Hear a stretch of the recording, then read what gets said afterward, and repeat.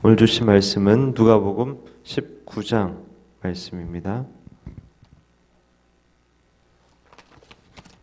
누가복음 19장 말씀 교독하여서 읽겠습니다. 예수께서 여리고로 들어 지나가시더라.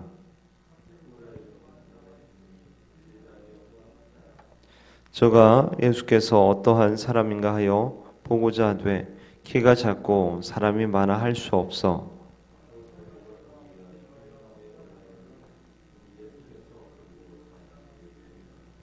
예수께서 그곳에 이르사 우러러 보시고 이르시되 삭개오야 속히 내려오라. 내가 오늘 네 집에 유하여야 하겠다 하시니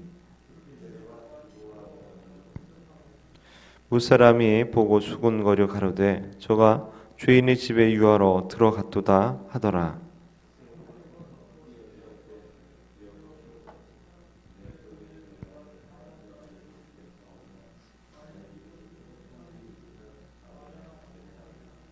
예수께서 이르시되 오늘 구원이 이 집에 이르렀으니 이 사람도 아브라함의 자손이미로다. 저희가 이 말씀을 듣고 있을 때에 비유를 더하여 말씀하시니 이는 자기가 예루살렘에 가까이 오셨고 저희는 하나님의 나라가 당장에 나타날 줄로 생각함이로라.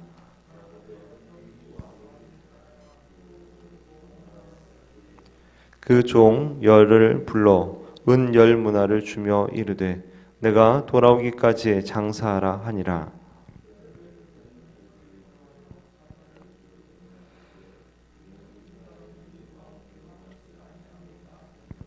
귀인이 왕위를 받아 가지고 돌아와서 은 준 종들의 각각 어떻게 장사한 것을 알고자 하여 저희를 부르니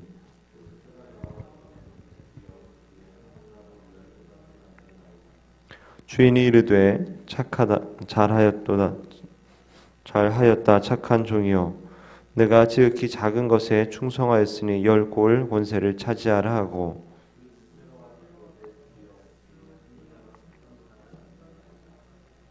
주인이 그에게도 이르되 너도 5골을 차지하라 하고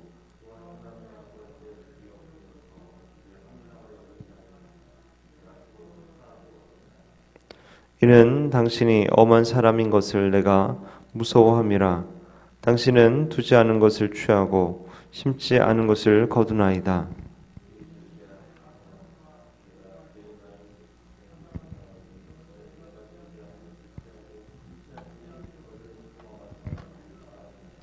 그러면 어찌하여 내 은을 은행에 두지 아니하였느냐? 그리하였으면 내가 와서 그 별리까지 찾았으리라 하고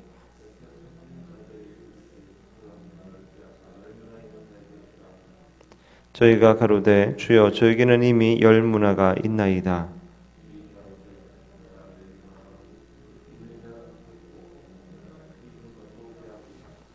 그리고 나의 왕됨을 원치 아니하던 저 원수들을 이리로 끌어다가 내 앞에서 죽이라 하였느니라.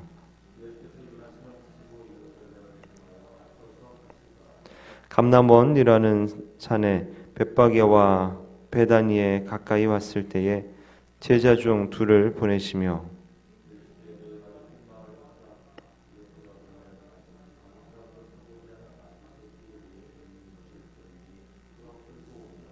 만일 누가 너희에게 어찌하여 푸느냐 묻거든 이렇게 말하되 주가 쓰시겠다 하라 하시매 나귀 새끼를 풀 때에 그 임자들이 이르되 어찌하여 나귀 새끼를 푸느냐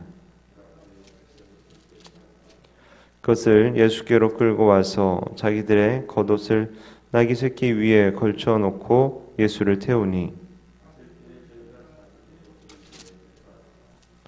이미 감람산에서 내려가는 편까지 가까이 오심에 제자들의 온 무리가 자기의 본바 모든 등한 일을 인하여 기뻐하며 큰 소리로 하나님을 찬양하여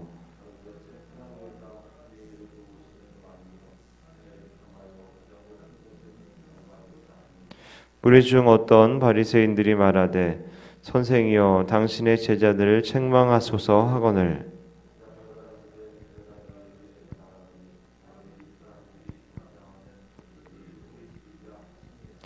가까이 오사 성을 보시고 우시며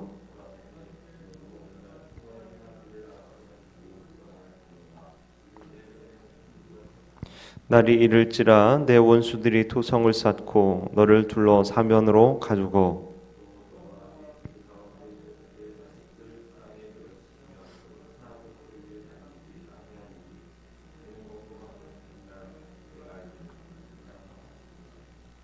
성전에 들어가사 장사하는 자들을 내어 쫓으시며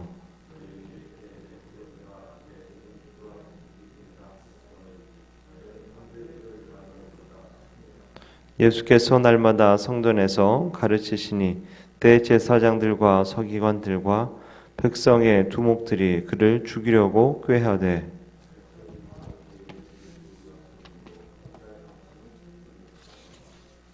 아멘. 누가복음 19장은 삭개오 이야기와 또 열무나 비유 이야기 그리고 예수님께서 예루살렘에 입성하시는 그런 이야기로 구성이 되어 있습니다.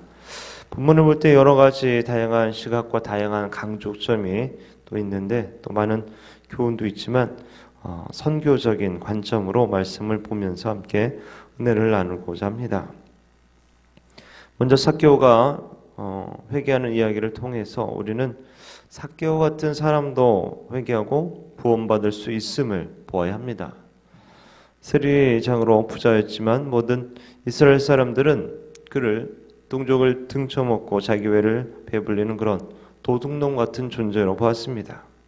그래서 도둑질하지 말라는 율법을 어긴 죄인으로 아예 취급을 했기 때문에 아무도 그에게 다가가지 않았고 그는 절대로 구원받을 수 없다라고 생각을 했던 것이죠. 더구나 예수님께서 누가복음 18장에서 낙타가 바늘기로 들어가는 것이 부자가 하늘나라에 들어가는 것보다 쉽다라고 말씀하셨기 때문에 더욱이 삭개오의 구원은 상상할 수 없는 그런 일이었습니다. 많은 사람들이 그렇게 생각하고 있었을 때 삭개오는 어떤 생각을 하고 있었을까요? 그는 많은 재물이 있었지만 또 세리장이라는 어떤 직위도 있었지만 채워지지 않는 어떤 영적인 목마름을 가지고 있었습니다. 뭔가 채워지지 않는 그런 욕구를 느끼게 된 것이죠. 그래서 그는 예수님을 만나러 간 것이고 그런 삭개오를 예수님이 불러주시며 그의 집으로 가주신 것이죠.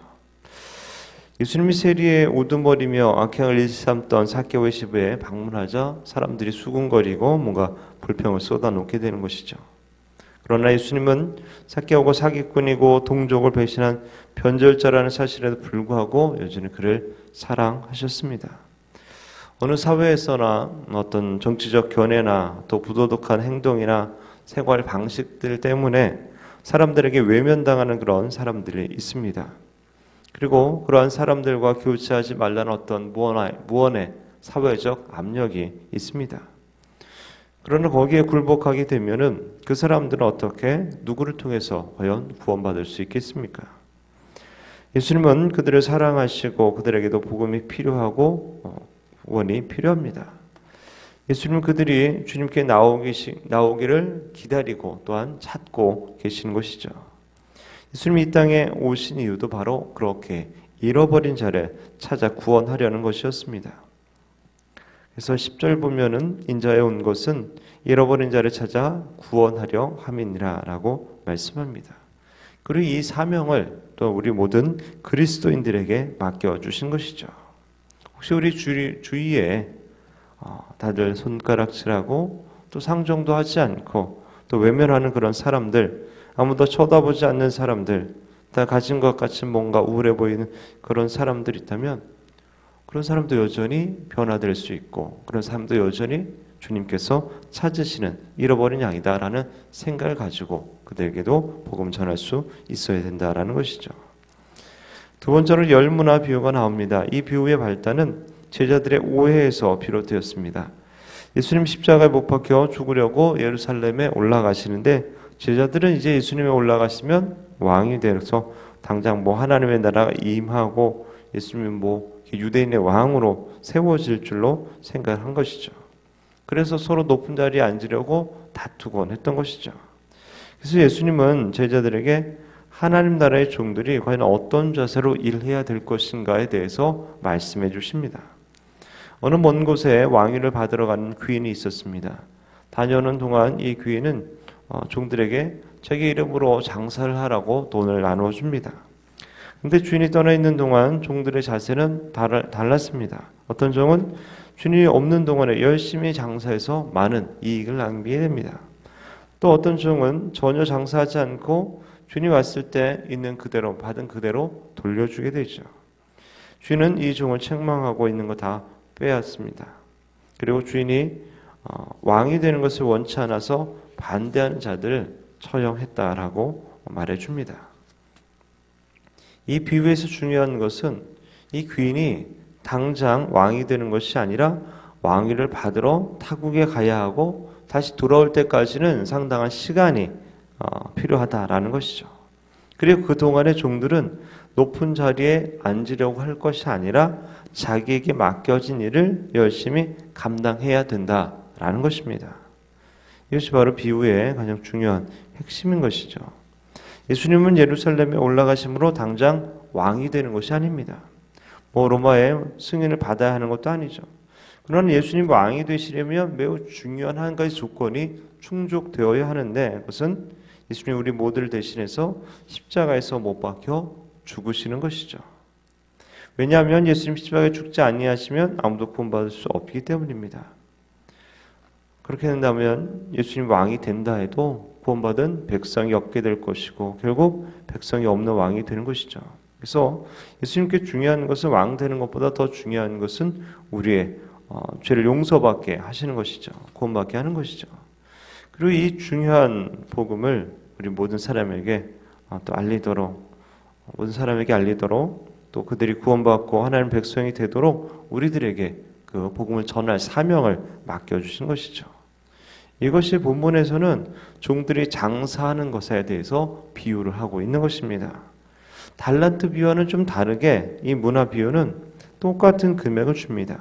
이것을 볼 때에 이것은 어떤 모두에게 주어진 기회나 또 믿음으로 볼 수 있는 것이죠. 그리고 기회와 믿음을 사용해서 효율적으로 복음을 잘 전하라, 복음의 장사를 해라 이렇게 하시는 것이죠. 그래서 가장 효과적으로 복음을 전할 수 있는 길을 생각해야 하고 또 그것에 전적으로 투자할 수 있어야 하는 것이죠. 사람들에게 칭찬받고 인정받는 것보다 하나님이 주시는 칭찬과 상급을 우리가 바라볼 수 있어야 합니다. 주인이 종들에게 장사를 시킨 것은 주인의 재산을 늘리기 위해서가 아니라 오히려 종들을 위해서였습니다. 주인은 큰 나라를 받아가지고 오게 되는데 그 나라를 함께 다스릴 수 있는 그런 충성된 종을 찾고 있었던 것이죠. 그래서 자기가 없는 동안에 자기가 있는 것 이상으로 충성한 그 종들에게 그들이 남긴 돈도 돌려주고 그들에게 고을들을 마을들을 다스릴 수 있는 그런 특권도 주게 되는 것이죠. 오늘날 많은 그리스도인들은 예수님 다시 오신다는 것을 잘 생각하지 않습니다. 그래서 우리에게 복음의 장사를 하라고 주신 이 기회와 또한 믿음을 사용하지 않고 살아가는 경우가 많이 있게 됩니다. 그러나 주님은 반드시 오실 것이고 우리는 결과를 보고해야 할 것입니다. 우리는 이 땅 가운데 살면서 존재의 이유와 목적을 바르게 알고 살아야 합니다. 우리에게 맡겨진 사명을 우리가 감당하면서 살 수 있어야 됩니다. 마지막으로 나귀를 타시고 예루살렘으로 입성하는 그런 장면이 나오게 됩니다. 이전에도 몇 번 예루살렘을 방문했었지만 이번에는 예수님이 하나님의 아들로서 하나님의 아들 메시아로서 공식적으로 방문을 하게 되는 겁니다. 그래서 스가랴 9장의 예언대로 나귀 새끼를 타고 들어오시게 되는 것이죠. 스가랴 9장에 보면 시온에 따라 크게 기뻐할지어다 예루살렘에 따라 즐거이 부를지어다 보라 내 왕이 내게 임하나니 그는 공의로우며 구원을 베풀며 겸손하여서 나귀를 타나니 나귀의 작은 것 곧 나귀 새끼니라. 그 당시 누구든지 성경을 아는 사람이라면 나귀 새끼를 타고 뭔가 좀 우스꽝스러운 모습으로 입성하시는 이분이 하나님의 메시아라는 사실을 생각하게 되었을 것이라는 거죠. 정상적인 경우라면 어른이 나귀 새끼를 타지 않는다라는 것이죠. 그래서 예수님이 나귀 새끼를 타고 입성하신 것은 유대인들에게는 굉장히 큰 시험거리가 된 것이고 또한 마지막 경고가 되었던 것입니다. 즉 그들이 성경을 믿는다면 하나님 메시아 앞에 나와 무릎을 꿇고 복음을 믿고 회개하라, 이런 메시지가 그 안에 담겨져 있다라는 것이죠. 그러나 예수님이 분명히 모든 사람이 알아볼 수 있도록 자신의 신분을 밝히고 예루살렘에 입성하였는데도 예수님을 환영하고 무릎 꿇는 자가 너무 적었기 때문에 예수님은 예루살렘을 보면서 눈물을 흘리시게 됩니다. 41절을 보면 가까이 오사 성을 보시고 우시며 가라사대 너도 오늘날 평화에 관한 일을 알았다면 좋을 뻔하였거니와 지금 내 눈에 숨기웠도다.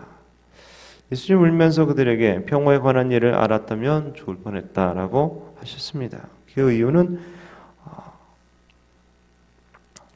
이 예수님이 예루살렘에 입성하신 이 입성이 예루살렘 사람들에게는 마지막 회개의 기회였기 때문인 것이죠. 결국 하나님의 아들을 거부한 예루살렘은 원수들이 이제 토성을 쌓게 되고 또 사면을 둘러 가두고 자식들을 땅에 메어치게 될 것이라고 합니다. 또한 돌 위에 돌 하나도 남지 않고 그대로 다 철저하게 파괴될 것이라고 말씀하셨고 실제로 주 70년 로마의 디도 장군에 의해서 그대로 이루어지게 됩니다. 이게 바로 평화의 왕을 거부한 그런 죄의 대가였던 것이죠. 여러분, 주님을 거부하는 태신자들을 볼 때에 어떤 마음이 드십니까? 예수님처럼 어쩌면 그들에게 마지막 기회일지도 모른다는 그런 마음을 우리가 가질 수 있어야 되는 것이죠. 바라기는 우리에게 주신 기회와 믿음으로 영혼권의 사명을 감당하시기 바랍니다. 어쩌면 마지막일지도 모른다는 그런 안타까운 마음으로 한 번 더 태신자들에게 다가가시기 바랍니다. 특별히 올 가정의 달 맞이하면서 또 믿지 않는 부모님이나 가족들, 자녀들 있다면 더욱 노력하시기 바랍니다. 그래요, 충성된 종으로 칭찬과 상급을 받는 우리 모든 성도님들 되시기를 주님의 이름으로 축원을 드립니다.